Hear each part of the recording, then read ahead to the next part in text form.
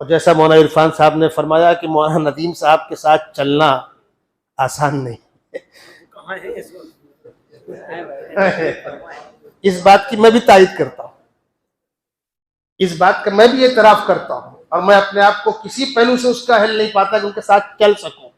مولانا ذاکر صاحب کی بہت سی خصوصیات میں سے خصوصیت یہ بھی تھی کہ مولانا ندیم صاحب کے ساتھ ان کے منشے کے مطابق کام کرتے تھے، مقامی تھے، اکثر جانا آنا ان کا ہوتا تھا، اور 3-4 گھنٹے آفس میں رہ کر سارے کاموں کو اوڑھ لیتے تھے۔ وہ یہ تو بیچارے اسفار میں رہتے ہیں، اس لیے کہ ہنگامہ خیز شخصیت ہے، کہیں فساد ہے، کہیں کرفیو ہے، حالات بہت دیگرگوں ہیں 10-15 سال سے، وہ اپنی ذمہ داریاں یوں نبھاتے تھے، اور مولانا ذاکر صاحب آفس میں بیٹھ کر یوں نبھاتے تھے۔ اللہ اس خلا کو پر کرنے کے اسباب عطا فرمائے، نعم البدل نصیب فرمائے۔ میں بڑے ادب و احترام کے ساتھ درخواست کر رہا ہوں جمعیت علماء ہند کے صدر محترم، ہم سب کے محترم حضرت مولانا سید محمود مدنی صاحب مدظ اللہ العلی سے تشریف لائیں۔ الحمد لله نحمده ونستعينه ونستغفره ونؤمن به ونتوكل عليه ونعوذ بالله من شرور أنفسنا ومن سيئات أعمالنا، من يهده الله فلا مضل له ومن يضلل فلا هادي له، ونشهد أن لا إله إلا الله وحده لا شريك له، ونشهد أن سيدنا ومولانا محمدا عبده ورسوله صلى الله تعالى عليه وعلى آله وصحبه وبارك وسلم۔ حضرات علماء کرام اور حاضرین مجلس،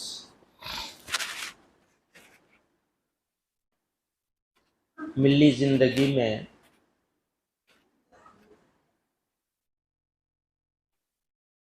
شخصیتیں علمی حساب سے، تعلیمی لحاظ سے اور انفرادی لحاظ سے، سماجی لحاظ سے، کچھ شخصیتیں ہمیشہ ایسی ہوتی ہیں جو اپنا نشان چھوڑ جاتی ہیں، لیکن ملی زندگی کا، اجتماعی زندگی کا جو سب سے اہم پہلو ہے تنظیمی، کیونکہ اقوام و ملل کی کامیابی تنظیم کے ساتھ منسوب ہوتی ہے۔ جتنی اچھی تنظیم ہوگی، جتنی کارآمد ہوگی، جتنی منظم ہوگی، جتنی متحرک اور فعال ہوگی تنظیم، ملت کے مسائل اسی حساب سے کم ہوتے چلے جائیں گے۔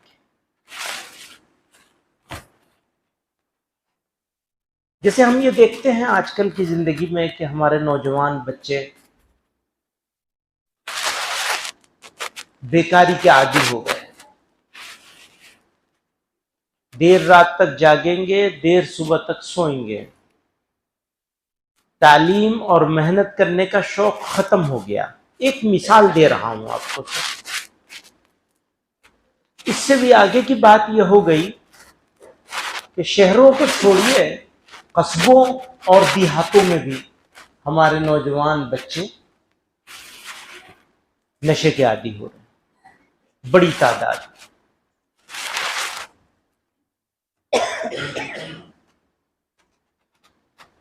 چھوٹے بچے اکثریت، آج کی تاریخ میں مسلمان چھوٹے بچوں کی اکثریت نہیں تو کم سے کم 50% لازمی دینی تعلیم حاصل کرنا جتنا فرض عین ہے اس سے محروم ہے۔ یہ میں ایک دو پہلو پر روشنی ڈالی، اور بھی بہت سارے پہلو ہیں، صرف دو پہلو پر میں نے مثال دینے کے لیے میں نے ان کا تذکرہ کیا ہے۔ کیا آپ یہ سمجھتے ہیں کہ اگر تنظیم مضبوط ہوتی متحرک ہوتی، فعال ہوتی، منظم ہوتی تو مسلمان نوجوان اس حال میں ہو سکتا تھا؟ جب دوستوں سے سیاست کی بات ہوتی ہے تو لوگ کہتے ہیں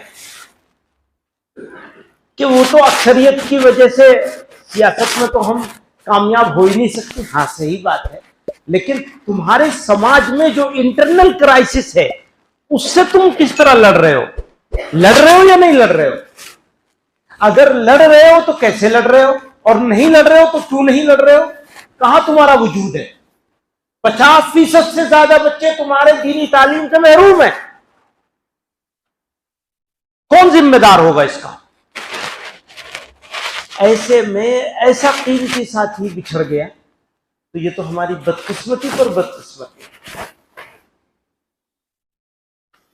میرے ساتھ میں نے جتنے صوبے ہیں، میں خود بھی جمعیت علماء میں ناظم عمومی رہا ہوں زیادہ وقت.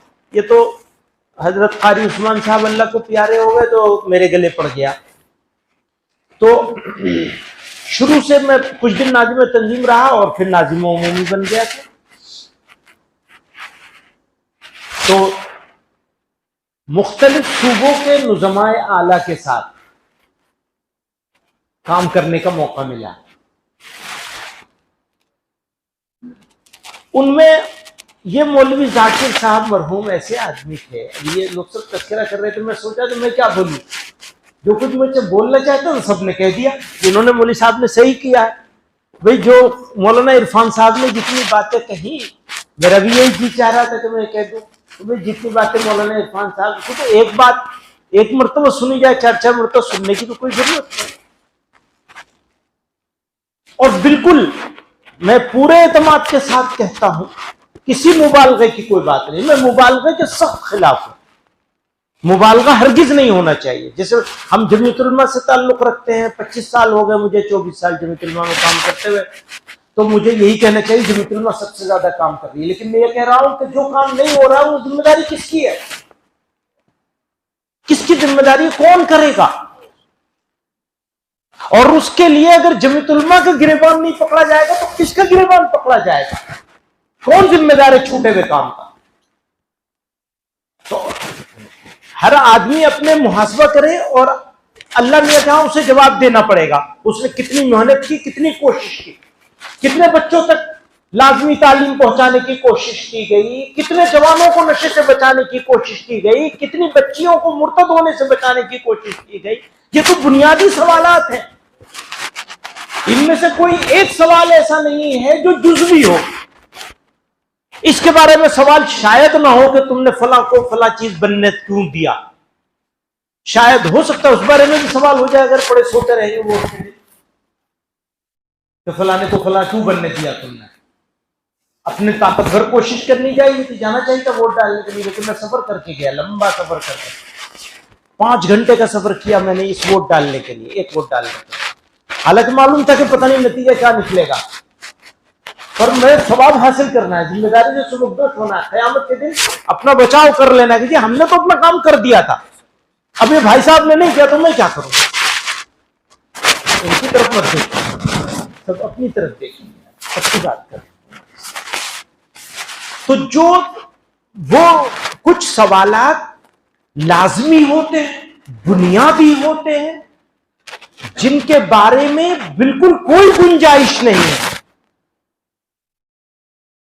جن کے بارے میں کوئی گنجائش نہیں ہے، ان میں سے وہ سوال ہے مکتب کا سوال ہے. ہر بچے کو، اسی محلے کے سارے بچے کیا مکتب میں جا رہے ہیں؟ اس کا جواب کون دے گا؟ ہم نے مدرسہ بنا لیا، 200 بچے پڑھتے ہیں یہاں، ہمارا کام ختم ہو گیا. نہیں، ختم نہیں ہوا ہمارا کام. اس محلے میں اگر 2000 بچے رہتے ہیں تو 2000 میں سے کتنے بچے ہیں جنہوں نے اتنا دین سیکھ لیا ہے جتنا دین ہر مسلمان بچے کو سیکھنا اور ان کے والدین کا اور اس محلے کے بڑوں کا سکھانا لازم ہے؟ اتنا دین سیکھا یا نہیں سیکھا؟ سب نے 100% نے. ایک چھوٹے گا تو اس کا محاسبہ ہوگا. اسی طرح سے نوجوانوں کو نشے میں جانا नौजवानों का बेरारा होना, बेफिक्र होना, आराम से सोते, रात में 12-1 बजे तक होटलों को खुले रहना, दुकानों का खुले रहना, और हम बुजुर्गों का, यहाँ के मोहल्ले के जिम्मेदारों का उसका देखते रहना। क्या मतलब है इसका? क्यों नहीं जल्दी सोते हैं? क्यों नहीं सवेरे उठते हैं? क्यों नहीं अपने आप की तामीर पर तवज्जो करते? ये काम अगर आप नहीं करेंगे तो कौन करेगा? जमीयत नहीं करेगी तो कौन करेगा?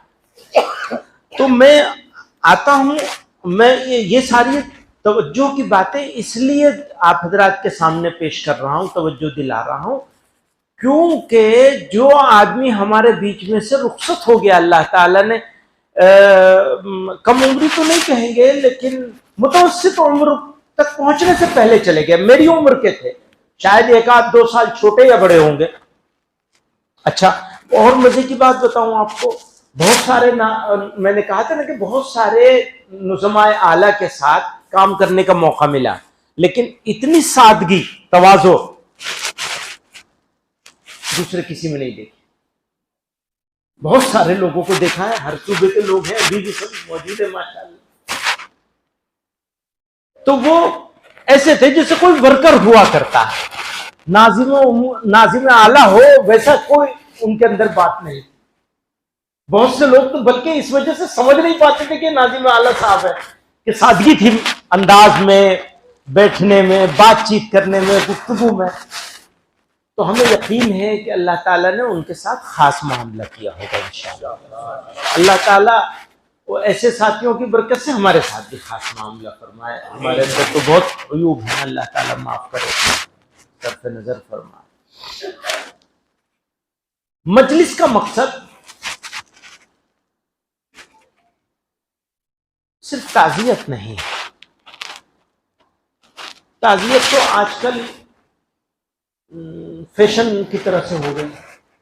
मैं मजलिस का मकसद ये समझता हूं कि ये समझा जाए कि उस आदमी के अंदर क्या क्या खुसूसियतें थी, और हम लोग इरादा करें कि वो खुसूसियतें अपने अंदर पैदा करने की कोशिश करेंगे। कुछ खुसूसियतें ऐसी होती हैं जो आदमी अपने अंदर पैदा नहीं कर सकता, वो अल्लाह ताला की तरफ से अता फरमूदा होती है। लेकिन कुछ चीजें ऐसी होती हैं जैसे उनके बारे में सभी लोगों ने कहा कि सादगी थी, मिलनसारी थी, तवाज़ो थी, और लोगों को जोड़ लेने का जज्बा था। वो हमारे सदर साहब की बातों को भी बर्दाश्त किया करते थे, और उनकी सब जलाल वलाल जो कैफियत होती है तो उनको सबको बर्दाश्त किया करते थे, और जोड़ खुद भी जुड़े रहते थे, जोड़ के भी रखते। ये सारी वो खुसूसियात हैं जो मोमिन की पहचान बताई गई है।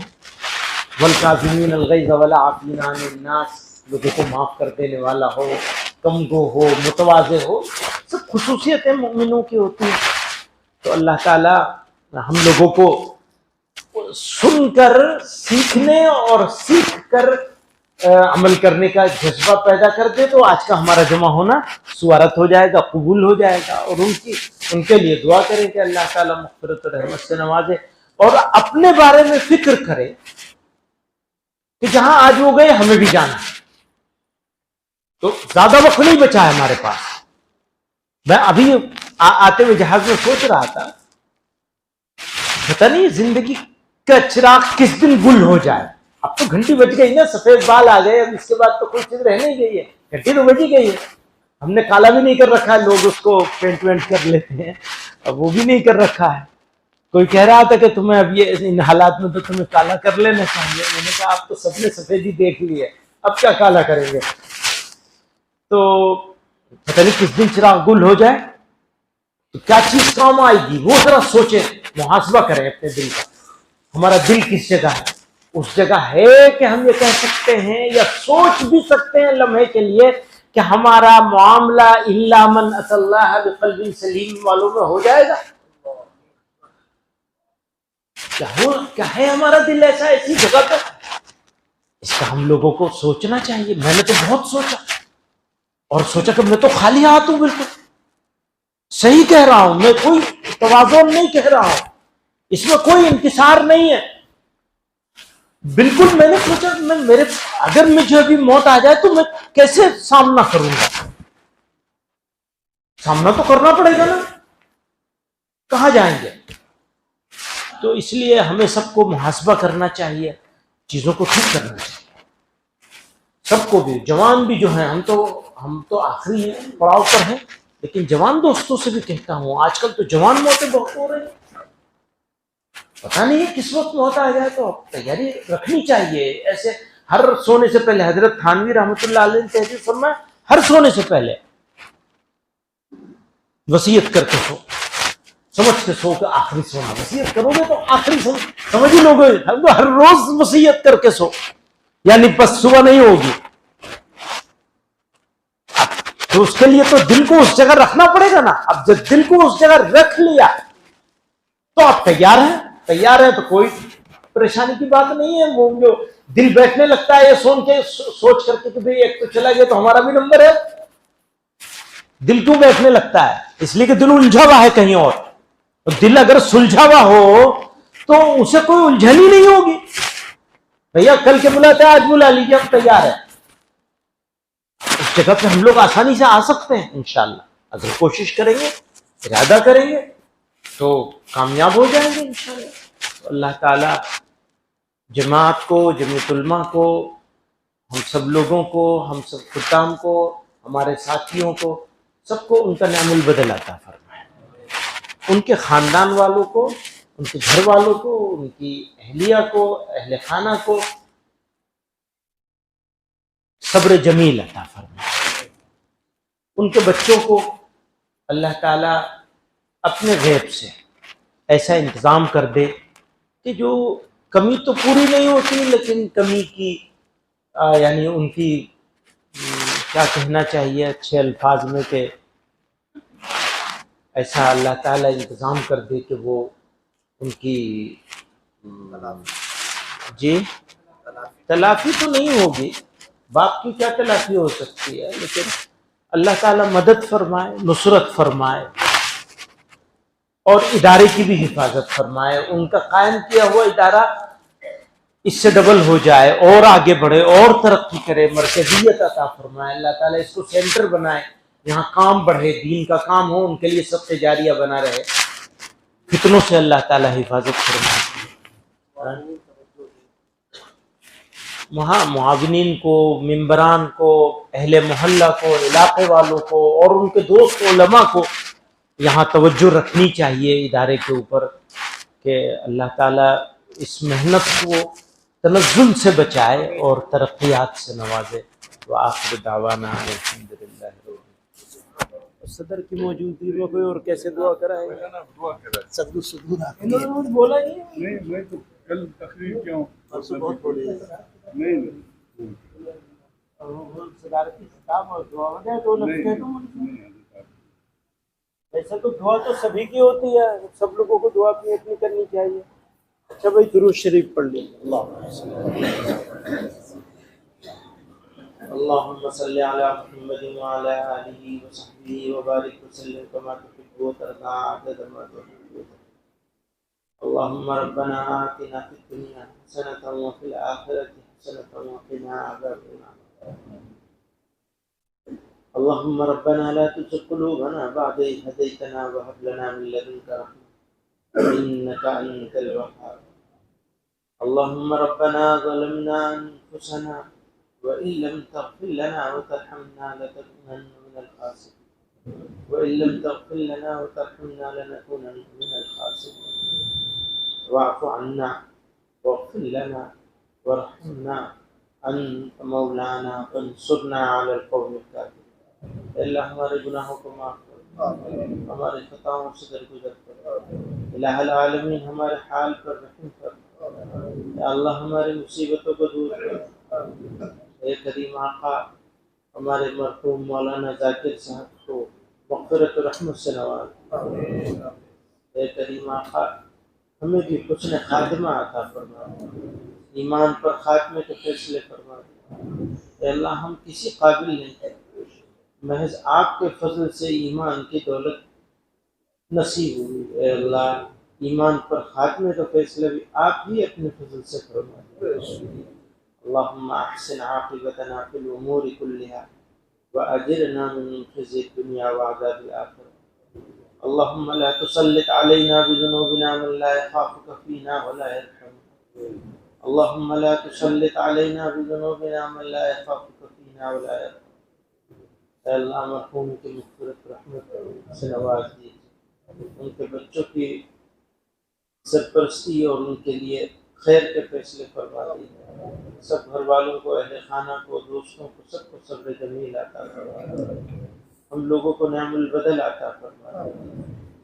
اے کریم آقا ہمارے حال پر رحم فرما دیجیے، ہمارے گناہوں کی وجہ سے ہمارے اوپر ظالموں کو مسلط نہ فرما دیجیے۔